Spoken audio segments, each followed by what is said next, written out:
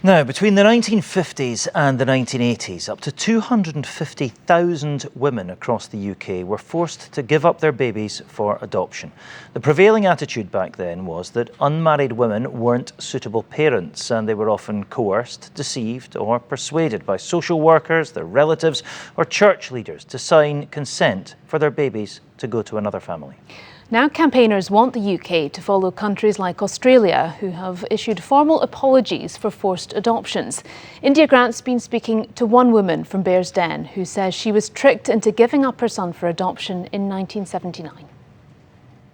The social worker came to the hospital after I'd given birth, and I had decided I didn't want to go ahead with the adoption and told that to her, and they took the baby anyway. Jano's baby was put up for adoption shortly after birth in Glasgow in the 1970s. She did not consent to the adoption and did not see her son for 32 years. Now, her and other women have written to the UK government asking for an apology. What would be helpful would be for someone to say, you know what, that was wrong. You know, you weren't undeserving. And we carry that emotion of being shamed, not just until the adoption and not just after the adoption, but we carry that for life. You know, it's a scar and it's something to deal with, and taking revenge on someone is not going to heal it. But what would be healing would be for someone to say, from a very high level, that was wrong. What happened to you was wrong and it shouldn't have happened, and we're sorry that it happened to you. The issue of forced adoptions is not new. In 2013, Australia apologised to thousands of women who'd had their babies forcibly taken from them. In 2018, Ireland did the same, and earlier this year they went even further, apologising for decades of abuse in so-called mother and baby homes following an inquiry.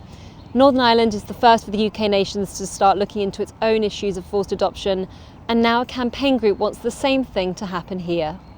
Today, a letter was sent to the Prime Minister asking the UK government to look into forced adoptions and apologise. Devolution hadn't taken place in the 50s, 60s and early 70s. So it is the main UK government that has to look at this because that was the historic chapter of our lives. So as far as we're concerned, it's for the UK Prime Minister to look at and to assess how this inquiry could go ahead, who would look at this. And I'm sure people that live in the devolved parliaments might want to make their own case, but really it's for the UK government because it was not a devolved area at that time. The director of Amnesty International here says the new Scottish Government should separately acknowledge the issue of forced adoptions and the trauma caused.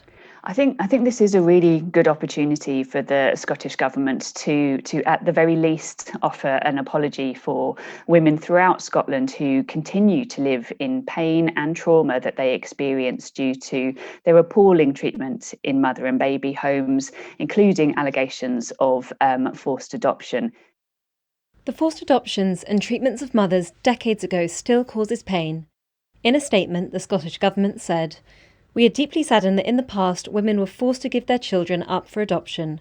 Major shifts have occurred in adoption policy and practice, ensuring a focus is now placed on providing secure, permanent relationships."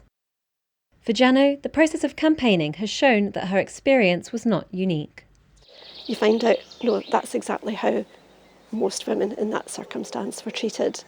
And the mothers who were in mother and baby homes had it even worse than that. The humiliation, the demeaning treatment began from the day that they went in. So it's a shaming experience to disempower you, to let you believe that you don't deserve any better. So when you're then in the vulnerable situation of having your baby, it's much easier to take the baby away. That was Jeanette Farmer ending India Grant's report.